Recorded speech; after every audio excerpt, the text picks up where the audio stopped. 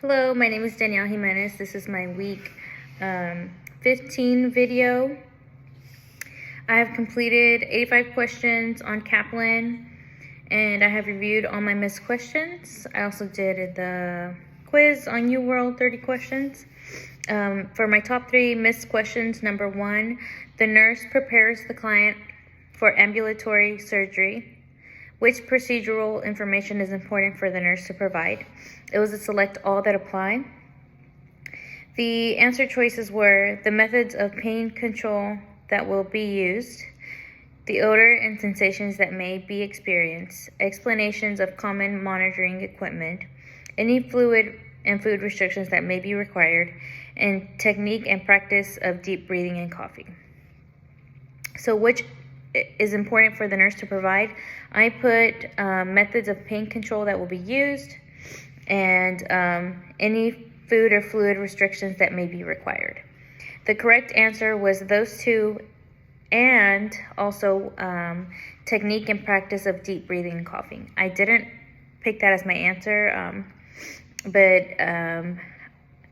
I assumed that would be after, but I guess you would have to explain that before as well.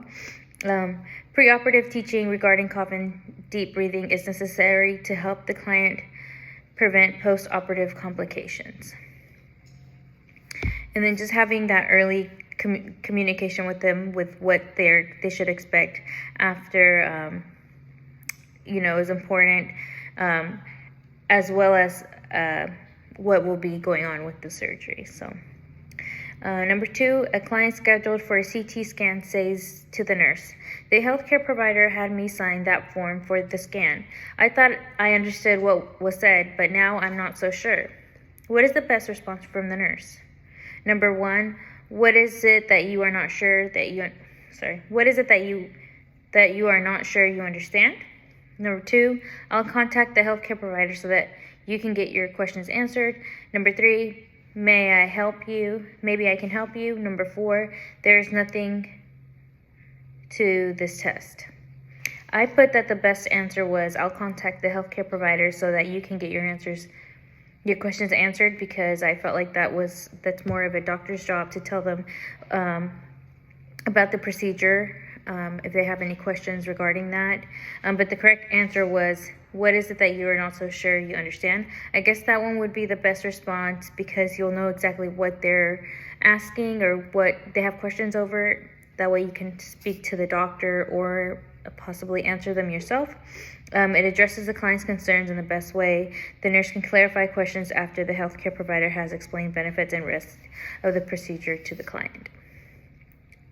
And lastly, number 3, the nurse provides care to a client scheduling to undergo a craniotomy the following day. What client information does the nurse recognize as being an indication for insertion of an indwelling urinary catheter? Number 1, a client is diagnosed with severe urinary retention. Number 2, the client requires evaluation of residual urine volume.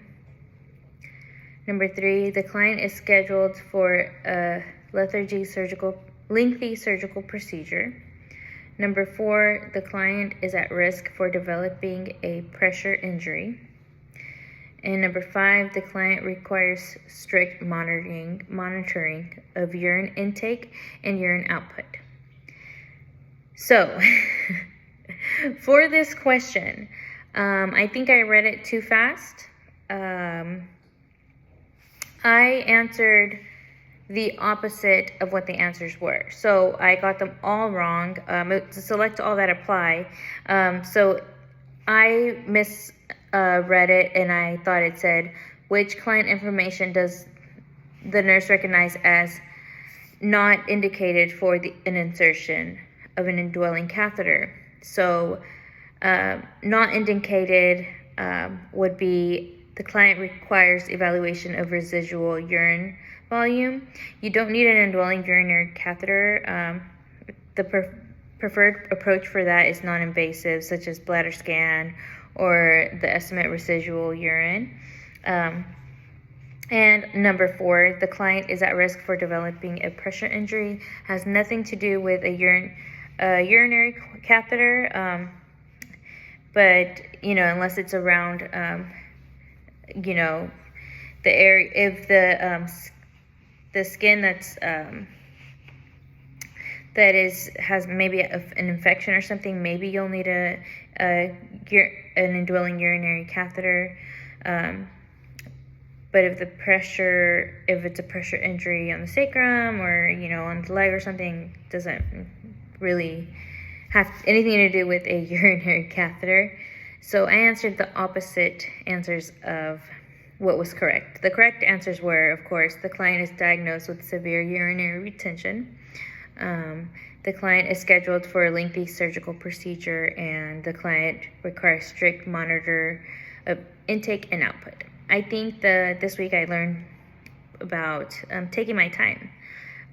Sometimes I kind of, I read half the question, I'm like, oh, I know what it's asking, and then I just click answers, and just not taking my time and just trying to get through it really messes up on how I answer, because I just did it really fast and I got these questions wrong for that reason. If I would have took my time, read it, reread it, and saw that it was saying indicated for an insertion of an indwelling catheter instead of not indicated, then I would have got the answer correct. So just taking my time, I guess, would be a big thing that I learned today. This week, I mean. And that is all. Thank you.